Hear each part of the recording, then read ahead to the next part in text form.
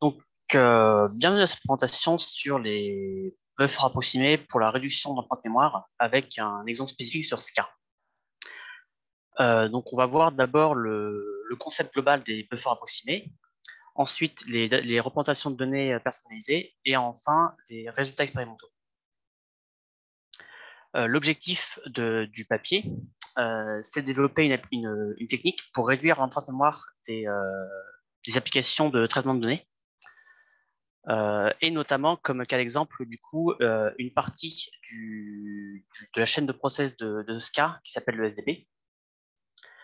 Donc, comme contribution, il y a le fait de représenter cette chaîne de traitement sous la forme d'un graphe PSDF.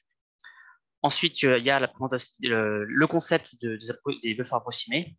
Et ensuite, pour finir, la réduction de la perte de précision grâce à une représentation personnalisée des données.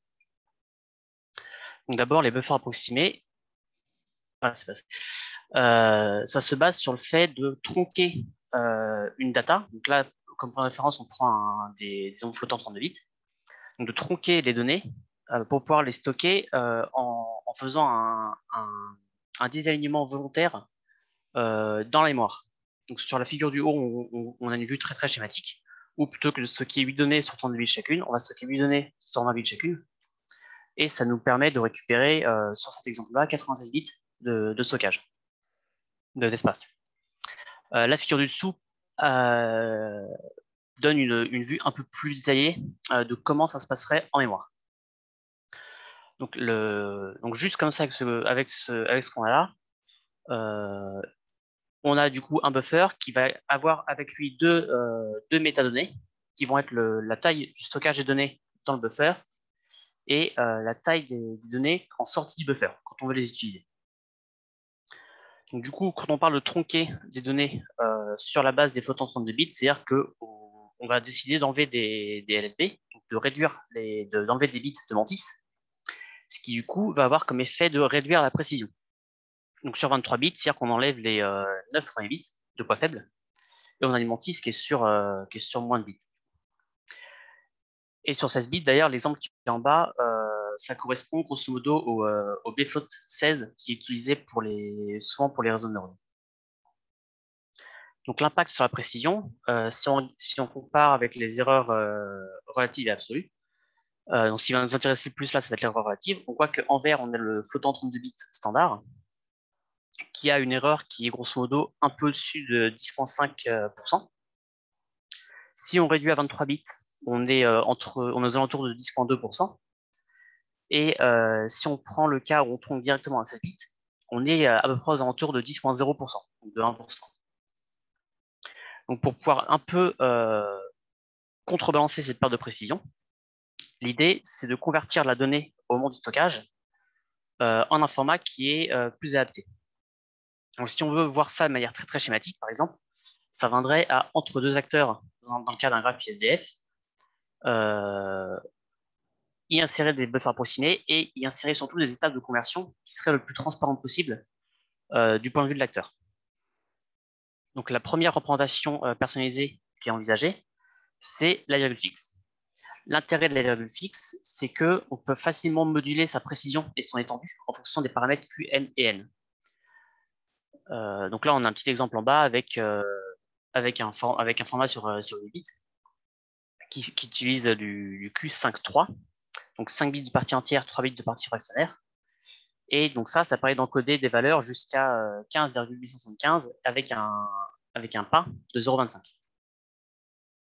Du coup, si on reprend un peu l'idée de troncature des données comme on a vu précédemment, en fait, plutôt que de tronquer, là, on va directement dimensionner la donnée en virgule fixe en fonction des besoins. Et parce qu'on peut les déterminer de manière complètement arbitraire. Donc ça, au niveau précision, du coup, donc ça donne quelque chose de ce style-là. Donc là, on a du stockage sur 23 bits, mais avec différents formats QMN. En gros, dans les différentes valeurs de partie fractionnelle et de partie entière, ça met toujours sur 23 bits. Donc ce qu'on peut voir, grosso modo, c'est que la précision est meilleure sur les bords externes de l'intervalle, et plus bas, c'est aux alentours de 0. Et du coup, plus on va augmenter la partie entière, plus on pourra représenter de grandes valeurs, et plus on va mettre de bits dans la partie fractionnaire, plus on pourra représenter de petites valeurs. Et du coup, là, ça veut dire qu'il y a un dimensionnement qui est nécessaire en fonction de la nature des données qu'on veut stocker, pour pouvoir garder la précision maximale. Donc ensuite, on va revenir un peu sur le cas des flottants. Donc pour voir comment sont déterminés les flottants, les noms flottants standards. Donc dans le format int3e 554, on a un bit de signe, 8 bits de puissance, 23 bits de mantis, et on a en plus un biais d'exposant qui est donné par défaut à 2 puissance E-1, le tout moins 1, qui dans ce cas-là vaut 127. Ce format, du coup, cette manière de définir les noms flottants, elle est généralisable avec ce qui est marqué en haut de la slide, le format SEMB, donc signe exposant mantis biais. Et du coup, les formats courants, il y a déjà beaucoup de formats qui sont définissables par cette notation. Donc, par exemple, toujours en regardant en haut le flottant de bits, juste en dessous, on a le bfloat 16, où on a un bit de signe, 8 bits d'exposant et 7 bits de mantis. Le FP16 de la ronde 3E, où on a 5 bits de puissance et 10 bits de mantis. Et le NVIDIA TensorFloat 32, qui est un peu un cas particulier parce qu'il est défini sur 32 bits, mais en réalité, les calculs ne sont que sur 19 bits. Et les bits restants sont un peu des bits perdus. Donc, si on regarde la précision de ces types-là par rapport à des valeurs réelles, on tombe sur quelque chose comme ça. Donc là, il faut bien prendre en compte qu'on observe que la partie positive de la précision sur l'intervalle, je veux dire, mais c'est symétrique en partie négative si jamais on a un bit de signe. Du coup, on peut voir que la référence marron du FP32, c'est la plus grande étendue et la meilleure précision. Et plus on réduit le nombre de bits d'exposants, plus on va resserrer l'intervalle, plus on réduit le bit de mantis, et plus on va élever le seuil de précision. Et donc dégrader la précision. Donc, ces différents formats qui existent et qui sont actuellement utilisés sont rapidement récapitulés sur ce tableau. Voilà, c'est juste histoire de dire que le format SEMB peut être utilisé pour définir à peu près n'importe quel type de flottant.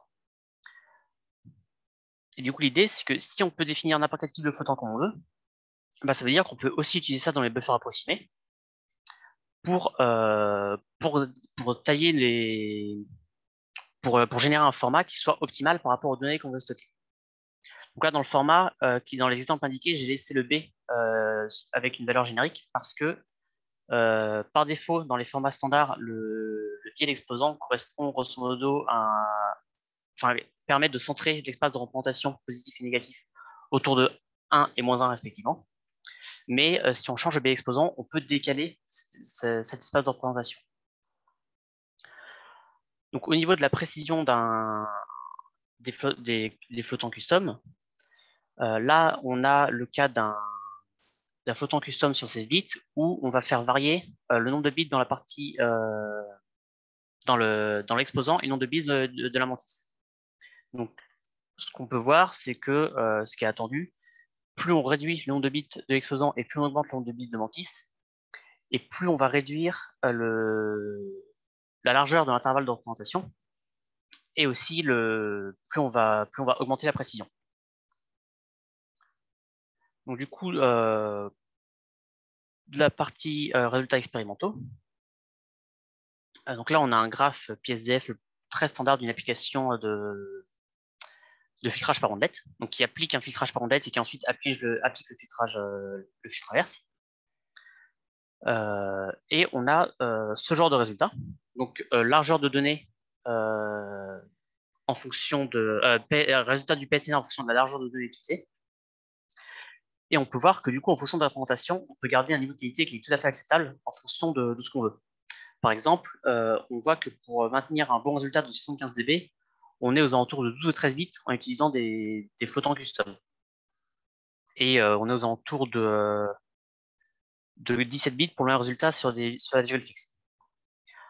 Du coup, pour avoir un résultat un peu plus imagé, Le résultat de référence, du coup, sur 32 bits, un PSNR infini normal. Sur 16 bits, on a un PSNR de 70. Donc là, c'est avec de la virgule fixe, ces résultats-là. Donc un PSNR de 70 où il n'y a pas de différence notable. Le résultat, en mettant la donnée sur 8 bits, pour voir une différence, là, il faut vraiment scruter l'image très attentivement pour juste observer des variations dans les teintes de pixels, mais c'est à l'œil nu sur une vidéo, du coup, c'est pas visible. Le résultat à 6 bits, je ne sais pas si c'est bien visible là par la visio, mais on observe qu'il y a des dégradés qui disparaissent et qu'il y a du coup une légère perte de qualité dans la nuance. Et le résultat sur 4 bits, normalement, c'est assez évident. Donc du coup, l'idée, c'est que en fait, la quantité de données qu'on va pouvoir enlever va correspondre à la perte de qualité qui sera acceptable en fonction d'une application de données. L'exemple suivant, c'est sur le réseau SqueezeNet, donc un réseau de neurones très très simple, qui est représenté de manière très très schématique, dont l'architecture est représentée de manière très très schématique sur la slide. Donc on lui met une photo de chien en entrée, et en sortie, il nous dit que c'est un labrador. Donc si on étudie rapidement les besoins en mémoire en fonction des différentes couches du réseau, on peut voir qu'on a toujours en vert l'espace mémoire lié au modèle qui est alloué tout au long de la durée du programme. Et ensuite, en rouge et en bleu, on va avoir les buffers d'entrée et sortie pour chaque couche du réseau de neurones. Donc, ça fait que déjà, en regardant ce graphique, on peut voir que les buffers qui peuvent être sur lesquels on peut appliquer la technique d'approximation, c'est le buffer qui va contenir le modèle, parce qu'il est présent tout au long de l'exécution du programme, et également les buffers d'entrée et sortie des 5 ou 6 premiers acteurs, vu que les acteurs suivants, ils sont largement en dessous de l'empreinte mémoire maximale. Et du coup, en utilisant le buffer approximé dans cette application, on obtient un résultat où on peut descendre l'empreinte mémoire jusqu'à 4,47 mégas par rapport au 9,2 de base, ce qui fait 51,4% de réduction d'empreinte mémoire, mais seulement en appliquant ça sur 7 buffers. Donc on peut voir qu'il y a certains buffers qui peuvent réduire jusqu'à 12 bits sans que ça pose de problème. Et le dernier buffer est à 24 bits, le dernier buffer à 24 bits parce qu'il n'était pas extrêmement limitant dans son impact sur l'empreinte mémoire maximale. C'est-à-dire qu'il aurait pu être diminué plus, mais ce n'était pas nécessaire. Donc là, les formats qui sont utilisés sont sur la dernière ligne du tableau. Les 2 premiers buffers, c'est le virgule fixe, et tout le buffer suivant, c'est du flottant custom. Le plus qui est indiqué dans le format, c'est pour indiquer qu'on n'a pas mis de bits de signe pour ces buffers-là, mais que toutes les valeurs sont considérées positives. Donc encore une fois, ces informations de partie entière, partie fractionnaire pour la représentation de virgule fixe et du format SEMB pour les flottants custom, ces informations-là sont gardées comme étant de la métadonnée du buffer. Du coup, ce sont les mêmes valeurs qui sont partagées pour tout le buffer. Ensuite, le troisième exemple, c'est l'exemple de SCA. Donc, pour résumer d'abord un peu SCA, c'est un gigantesque télescope qui est réparti à la fois en Australie et en Afrique du Sud. En Australie avec des antennes pour une certaine plage de fréquence et en Afrique du Sud avec des paraboles pour une autre plage de fréquence. Donc l'idée, donc actuellement il y a déjà plusieurs milliers d'antennes, de petites antennes et un peu moins de 100 paraboles. Mais l'idée c'est de faire exploser ce chiffre pour avoir jusqu'à potentiellement 1 million d'antennes et des milliers de paraboles. Donc en l'état actuel, du coup, SCA génère plusieurs dizaines, non pas plusieurs dizaines, une quinzaine de terabits par seconde. Ces données sont envoyées dans des calculateurs qui s'appellent des CSP. Les CSP vont ensuite créer des données appelées visibilité, qui vont être envoyées vers des blocs, vers des calculateurs qui s'appellent des SDP. Et ces SDP produisent des images hyperspectrales, pour un total d'à peu près évalué à 600 pétaoctets par an. Du coup, vu que c'est un gros volume de données qui doit être traité, donc dans le cas du SDP, c'est 5 terabits secondes qui doivent être traités en temps réel, parce qu'il n'y a pas la place de stocker un tel volume de données.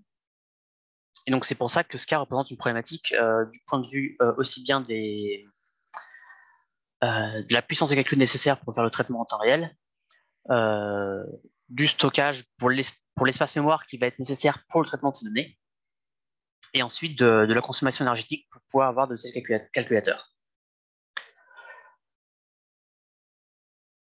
Donc là, on a une représentation assez simplifiée du graphe PSDF correspondant à la chaîne de traitement SDP. Donc on peut voir qu'on a 5 étapes majeures avec plusieurs délais. Et du coup, c'est un processus itératif qui va produire des images et les raffiner au fur et à mesure des itérations.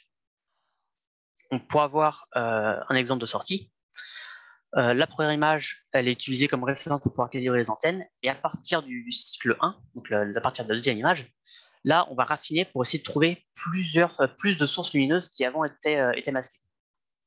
Donc après, l'idée, c'est que les astronautes puissent utiliser ces images produites pour pouvoir analyser des endroits spécifiques du ciel.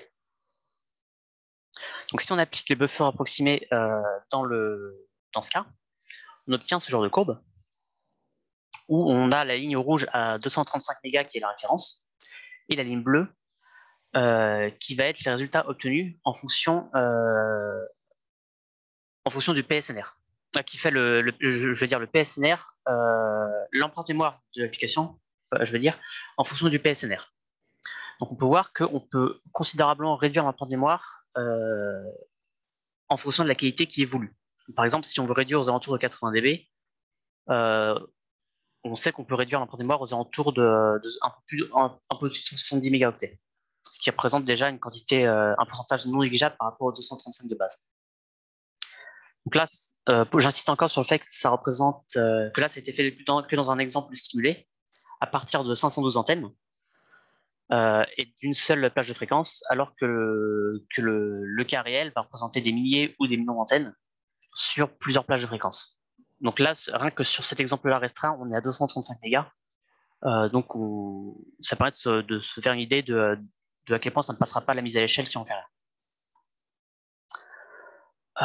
Voilà, c'est la fin de cette présentation. Donc, j'ai présenté une technique de réduction de l'empreinte mémoire pour les applications de traitement de données qui permettent de réduire, dans le cadre d'un algorithme de traitement d'image, l'empreinte mémoire d'à peu près 70%, tout en ayant une qualité de sortie qui reste au-dessus des 50 dB. Et enfin, que la dégradation de qualité liée au fait d'utiliser les approximate buffers peut être mitigé en choisissant une représentation de données qui est adaptée à la donnée qu'on veut stocker. Voilà. Merci beaucoup. Eh bien, c'est le moment de passer aux questions. J'ai éventuellement une question. Eh bien, vas-y. Tu parlais du format de représentation d'NVIDIA qui n'utilise pas une dizaine de bits. Est-ce que tu en sais plus là-dessus ou... C'est quand même curieux comme histoire. Ouais, alors, si j'arrive à revenir, attends, c'est un peu galérien.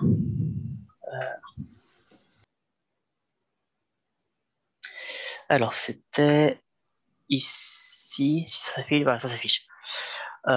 Oui, c'est que en fait les calculs en interne dans les GPU NVIDIA, donc ça c'est seulement c'est assez récent, c'est à partir de l'architecture Ampère, je crois, ou Turing, donc les séries 2000 ou 3000.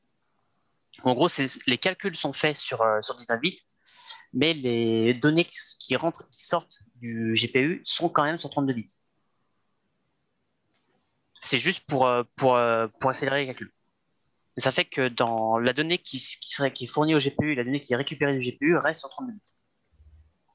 Ah, ok, et puis eux, en interne, ils te cachent qu'en fait, ils font de l'approximate. C'est ça. En fait, l'idée de leur format, c'est de mélanger à la fois le BF16 et le FP16. Donc, il y a l'exemple juste au-dessus, où en gros, ça prend le nombre de bits d'exposants du BF16, mais ça prend aussi le nombre de bits de mantis du FP16. Ok. Et D'ailleurs, donc, et c'est pour ça que sur cette slide-là, alors j'arrive pas à l'avoir les précédentes. C'est pour ça que ce slide-là, quand on regarde le vert, c'est au même niveau de précision que le mauve, qui est le FP16, mais c'est la même amplitude que le bleu, qui est le BF16. Ah oui, tu veux dire amplitude en termes de nombre de valeurs stockables. Voilà, en termes d'espace de représentation. Ok. Mais c'est intéressant, ça veut dire qu'ils estiment que, en gros, le float 32 est beaucoup trop... Il n'y a pas C'est ça. besoin de toutes ces valeurs-là pour avoir la précision suffisante sur des réseaux neuronaux. Enfin, pas forcément réseaux neuronaux, puisque leur GPU Mais fait plein d'autres sur choses, certaines mais applications, quoi. sur certaines applications. Ok. Et tu sais si c'est appliqué sur tous les types de calculs ou s'il y a Je sais pas, je ne suis pas penché plus précisément. Ouais, parce que peut-être qu'ils ont une façon de déterminer quel programme on a besoin. C'est intéressant. Ok. Voilà. Merci de ta réponse. De rien.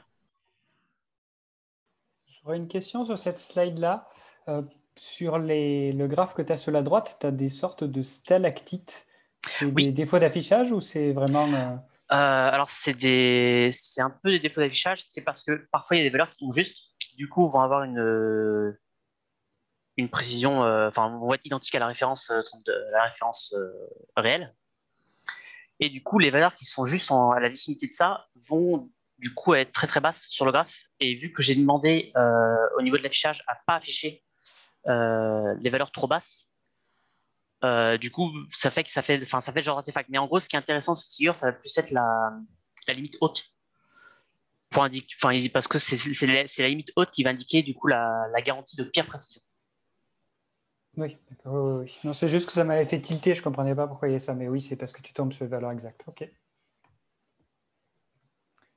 J'ai une autre question, je vais en profiter. Sur SqueezeNet, qu'est-ce que tu as fait comme hypothèse pour les stockages? Tu as fait le calcul couche par couche en stockant tous les résultats intermédiaires? Alors, j'ai regardé en fait, oui, pour dimensionner ça correctement, j'ai regardé comment évoluaient les valeurs entre chaque couche. Alors, pas pour les dernières couches, vu que je sais que sur les dernières couches, si on reprend le graphe là, si on pense au graphe là, on sait que du coup, sur la dernière couche, ça sert à rien de s'embêter à mettre des buffers approximés. Mais voilà, sur les premières couches, là où j'ai appliqué des buffers approximés, j'ai mesuré l'amplitude de ces données.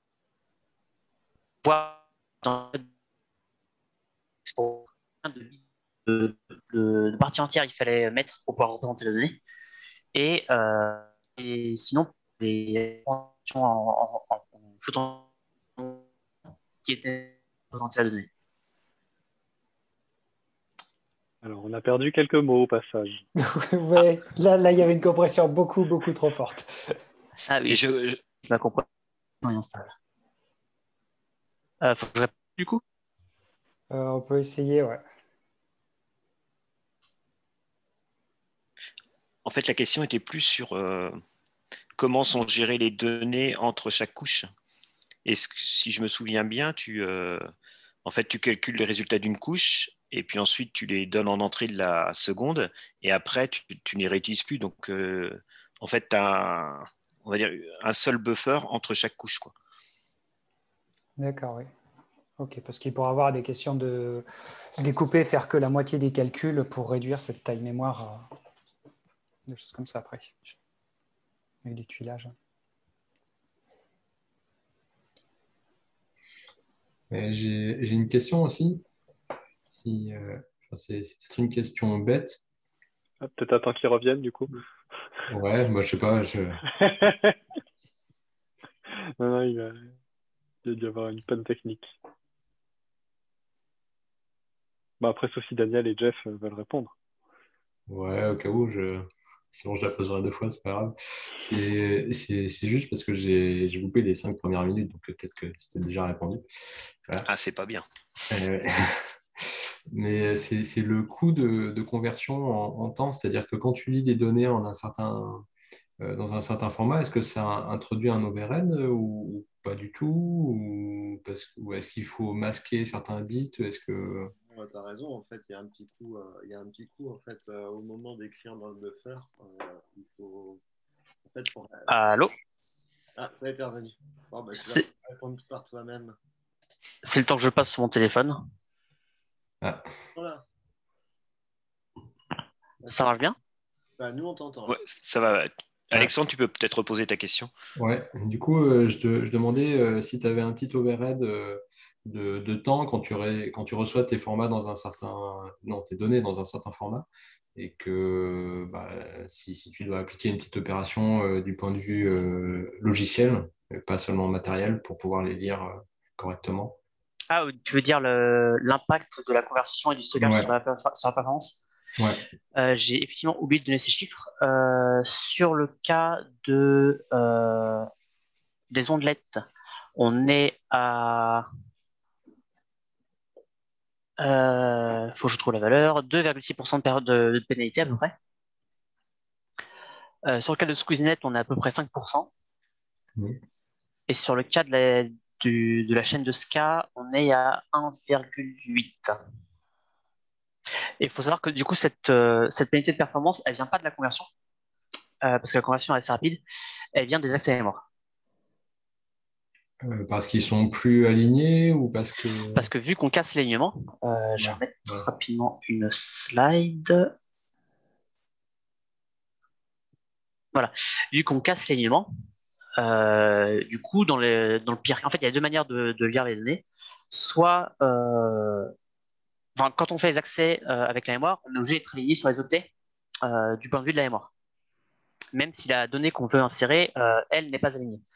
Et du coup, ça fait que si on essaie de lire, par exemple, la deuxième donnée, donc celle qui commence... ouais, mon curseur de souris, je ne sais pas si se voit bien. Donc la donnée qui commence vers ici, je ne sais pas si on voit mon curseur, Oui, et qui finit ici. Du coup, on voit bien qu'elle est à cheval entre deux accès 32 bits. Mm. Du coup, le choix, c'est soit on lit d'abord la partie gauche pour récupérer les bits qui nous intéressent, et après on lit la partie droite pour récupérer les bits qui nous intéressent et on rassemble le tout. Soit on fait directement une lecture aux 64 bits qui englobe tout et on récupère le morceau qui nous intéresse. Ouais, sachant que souvent, tu lis plusieurs données à la fois, donc enfin, je sais pas, j'aurais plutôt tendance à croire qu'il vaut mieux lire un gros morceau et puis... Alors, en pratique, le niveau performance, ce qui est le mieux, c'est de lire un gros morceau de 64 bits pour récupérer directement le morceau qu'on veut. Ouais, ok. Mais voilà, la perte de performance, elle n'est pas liée à la conversion, elle est liée aux accès mémoire. Mais sinon, la conversion, enfin, c'est à peu près transparent. Je sais pas comment tu as fait dans Prism ou... Ah, alors, ça peut pas être complètement transparent parce qu'il faut quand même modifier légèrement l'acteur. Mais en gros, la modification qui doit amener à l'acteur, c'est on remplace un accès tableau par une fonction. D'accord. Ou en gros, plutôt que de faire un accès tableau sur un pointeur, on appelle une fonction qui va utiliser ce pointeur-là. Et vu que derrière, le pointeur, c'est un buffer approximé avec les métadonnées qui vont bien, la fonction d'insertion et d'extraction, elle sait comment convertir et elle sait comment récupérer la donnée. Et tu as un type def ou quelque chose pour dire que tu renvoies une valeur de tel sous-type ou à la fin, dans l'acteur, c'est quand même reconverti en un int? Enfin, non, j'imagine que non. Alors, l'idée, c'est que l'acteur, lui, s'il est fait pour traiter des flottants, il va donner des flottants, il va recevoir des flottants. Hmm. Ouais, tu veux dire, tu as une fonction avant et une fonction après qui récupère les flottants et qui les retransforme en approximate. Bah, il faut séparer l'insertion, enfin, il faut séparer les accès mémoire et la conversion, du coup. C'est-à-dire que si un acteur veut écrire une donnée dans un buffer approximé, il va appeler la fonction de, je sais pas, AXB7 par exemple, en lui fournissant le flottant, et le lien et le pointeur du buffer en question. Et du coup, la fonction d'insertion, elle récupère la donnée, elle regarde quel type de représentation il faut utiliser, elle convertit pour avoir la représentation qui va bien. Donc là, en général, la sortie après la conversion, ça va être, en fait, c'est traité sur la forme entier parce que c'est plus simple. Et ça va être une donnée avec un certain nombre de LSB qui vont être virés à l'insertion. Et ensuite, elle fait les accès mémoire qui vont bien pour insérer la donnée dans la mémoire. Et si je comprends bien, en fait, du coup, tu n'as presque rien à changer dans Prism. Dans l'acteur enfin, dans l'acteur, du coup, Ouais, non, non, même dans le code, dans la génération de code, etc. Quoi, euh, non, il n'y a pas grand-chose. ouais. C'est-à-dire que là, Ouais, bah, ok. si je récupère un code de prisme, dans le code généré, le corps 0.c, oui, c'est assez facile d'y adapter des buffers approximés dedans. Le seul bémol, c'est que du coup, vu que Prism aura déjà alloué la mémoire, Ouais, en fait, je me disais, est-ce que tu peux pas venir modifier le pigraphe ou le scénario pour dire, là, en fait, tel buffer, au lieu que ce soit du unsigned char, ça va être mon type. Enfin, un char, bon, c'est déjà réduit, mais au lieu que ce soit du int32, ça va être tel type. Euh, ça, tu peux le faire directement sur le pigraphe. Enfin, il n'y a même pas besoin de Oui, toucher à Prism. Tu touches juste au pigraphe oui, et tu peux ouais, mentir au pigraphe pour lui ouais, dire que bah, finalement, en fait, le buffer là, au lieu d'être sur du 32, il va être sur du, ouais, je sais pas, sur du 23. Quoi, je sais pas si Prism prend en compte autant de granularité. On peut donner, je vois Carole qui fait oui. Oui. ouais, ouais, On peut donner une valeur de bit arbitraire ouais, pour les données. ouais, tout Non, entier. c'est peut-être en octet, hein. Ouais, Voilà, c'est en octet. Ok. Oui, oui, oui, oui, oui, oui, c'est en octet. Voilà, mais du coup, tu pourrais quand même arrondir à l'octet supérieur. Mettons, si c'était 23, bah, tu pourrais dire, enfin, tu pourrais dire après ce que tu as donné, elle fait 24. Bah, oui, oui, oui, pardon, oui. Ça t'assurerait d'avoir un minimum d'alignement quand même dans tes accès mémoire, non? Bah, là, en soi, vu que tout est basé sur le fait de ne pas tenir compte de l'alignement mémoire, en soi, ça aurait pas trop d'importance. Et justement, au niveau de tes accès mémoire, en ayant des choses, enfin les FP16 ou les FP20, enfin les 24 ou 16 bits, sont pas justement, t'as pas moins de problèmes que dans tes accès comme ça, justement, complètement désalignés. Comment ça? Là, tu disais tout à l'heure que ce qui coûtait cher, c'était le temps, les temps d'accès mémoire, bah, le fait que c'était pas aligné et que du coup, ça te prenait du temps. Tu récupérais un truc 64 bits et que t'allais piocher dans ton 64 bits ce dont tu avais besoin.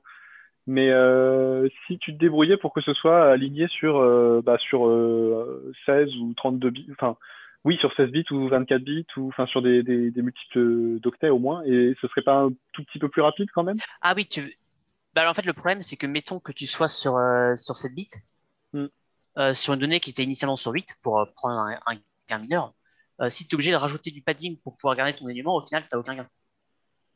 Oui. Oui, oui, non, c'est sûr. Ça veut dire que, ouais, c'est plus que ça voudrait dire que dans ces cas-là, il y a certaines valeurs qui sont intéressantes, genre 8, 16, 24, 32, etc., et d'autres beaucoup moins. Genre Voilà, ça 25 veut dire bits, que pas de bol, si ton truc optimal, c'est 9 bits, ah bah, ouais, ça veut dire que tu serais obligé d'aligner sur 16 et au final, bah, ouais, ça fait quand même beaucoup de pertes. ouais, tout à fait. Oui, donc en fait, là, tu aurais vraiment un trade-off entre les pertes de perf et le. Toi, tu as vraiment un trade-off entre les pertes de performance et la quantité de mémoire que tu peux gagner, quoi. Mm. Une petite question aussi, vu ce que tu as expliqué sur tes accès en mémoire, ça fait qu'en fait, à chaque fois que tu veux accéder à une case, tu vas lire la mémoire et tu lui sors la valeur exacte. Tu Euh, reconvertis je veux faire un accès mémoire à la case 3. Je vais faire lire à ma mémoire non alignée et ensuite je vais retourner une valeur de la mémoire, une valeur alignée dans le format flottant, par exemple. Voilà, l'idée, c'est que l'acteur, ce qu'il récupère comme données, c'est le format qui est attendu. Voilà. Et ce que je me pose la question, c'est au lieu de faire ces accès un par un, est-ce que ta fonction, elle ne pourrait pas garder un cache?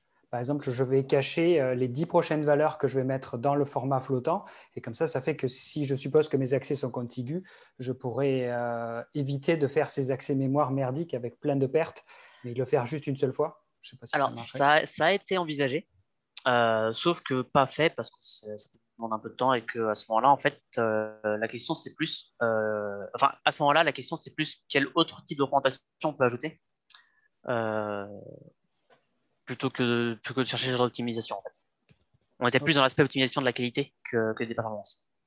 Ok. Parce que l'article CIPS initial, il avait que les values fixes, sauf que après le temps qui soit finalisé, le temps qui soit que CIPS, enfin qui est CIPS au final fin octobre dernier. Euh, C'était quasiment 6 mois après la soumission, donc à ce moment-là, j'avais déjà les virgules flottantes qui étaient implémentées et qui étaient valides. Du coup, j'ai quand même fait le choix de les rajouter là, mais initialement, ils n'y étaient pas. Donc en fait, on n'était pas rendu encore à se poser ce genre de questions au moment de cet article.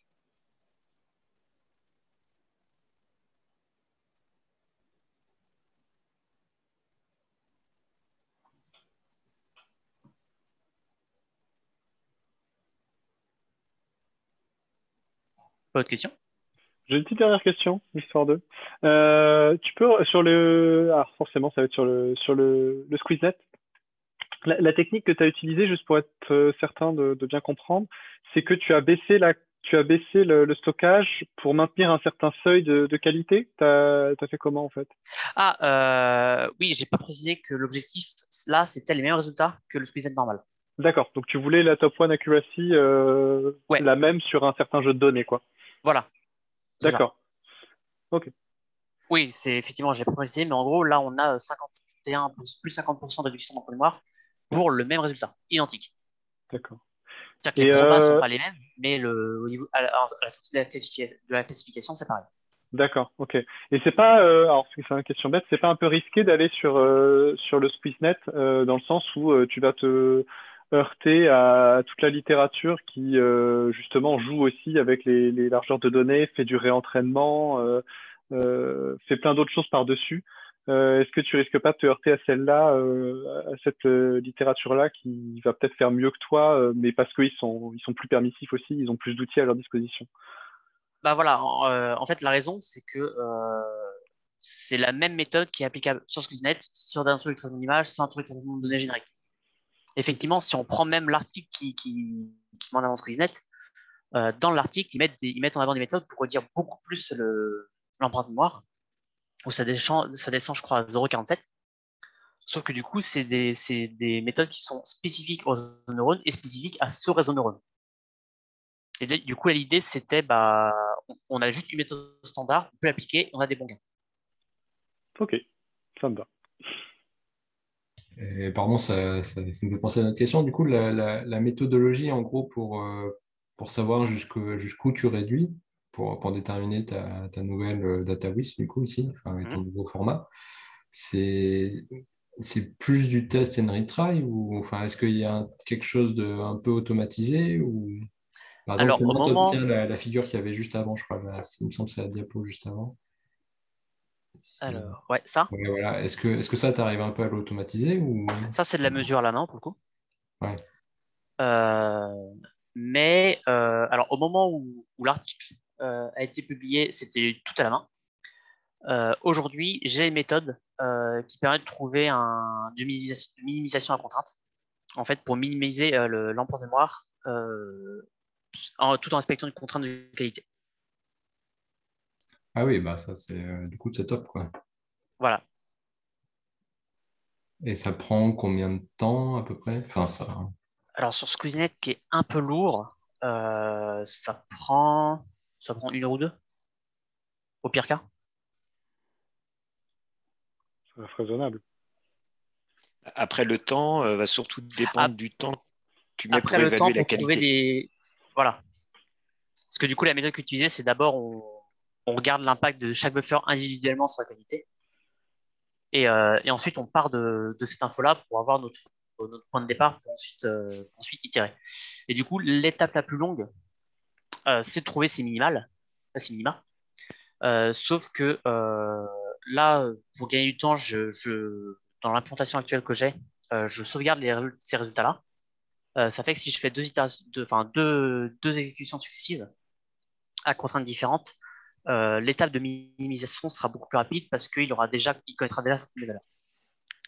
Donc en admettant que toutes les valeurs sont connues, ça prend une dizaine d'itérations, une dizaine d'essais plutôt, pour trouver le meilleur résultat. Ah oui, une fois que tu as le modèle, donc tu peux enfin, rechoisir un équilibre différent, ça prend pas beaucoup de temps. Si tu dis, bah là, je suis prêt à perdre tant de pourcents pour un gain de temps, et tu veux changer, maintenant, je veux perdre un peu plus de mémoire et et je me fous la précision, dans ce cas-là, ça C'est plus reprend. rapide que l'itération d'avant, ouais. Voilà, d'accord. Ok. Bah, ouais, c'est intéressant.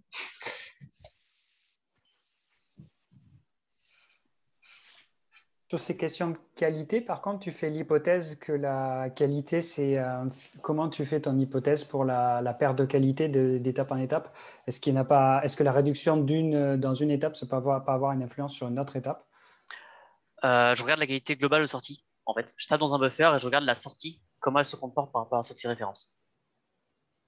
Mais tu changes paramètre, tu changes couche par couche, Mais le fait est que si quand tu changes de couche, ça peut avoir un effet qui peut être différent que la somme des deux couches, peut-être. Oui. C'est pour ça que du coup que c'est pour ça que l'étape de minimisation à contrainte, elle se sert des minima comme juste un point de départ. Et après, elle ajoute des bits dans différents buffers pour regarder l'impact que ça a sur l'activité globale et mesurer aussi dans la foulée l'empreinte de mémoire que ça a consommé. Ah oui, donc à chaque fois, ça repasse même dans ta minimisation, une fois que tu as mesuré par couche, tu refais quand même une estimation avec toutes les couches. C'est-à-dire que je mesure l'impact de chaque couche. Et ensuite, mettons que donc, dans le cas de mince, mettons que je sois sur cette figure-là. Tu pourrais te dézoomer par contre, je ne sais pas s'il y a comme moi, mais moi je vois que le quart en bas à gauche. Non, il n'y a que toi. Enfin, moi je vois bien en tout cas. Ouais, c'est Ouais, c'est bon. Ok, donc c'est moi, c'est pas grave. C'est pas mes problèmes de webcam du coup. Du coup, tu vois pas la figure? Si, ça y est, maintenant je la vois, c'est bon. Ok. J'ai changé d'écran, j'ai mis un grand écran, c'est bon.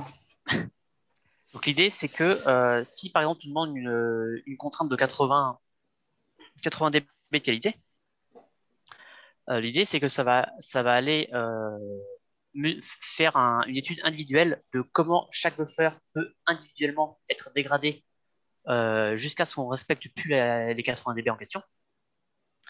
Et ensuite, une fois qu'on a fait ça sur tous les buffers, on prend juste comme point de départ la quantité de données qu'il faut dans chaque buffer pour tout pile respecter 80 dB. Et ça fait juste un point de départ où, à partir de là, on va rajouter des bits dans différents buffers pour voir si le tout cumulé dépasse les 80 dB. D'accord, oui, donc oui, c'est comme ça que tu prends en compte cette qualité globale. Ok.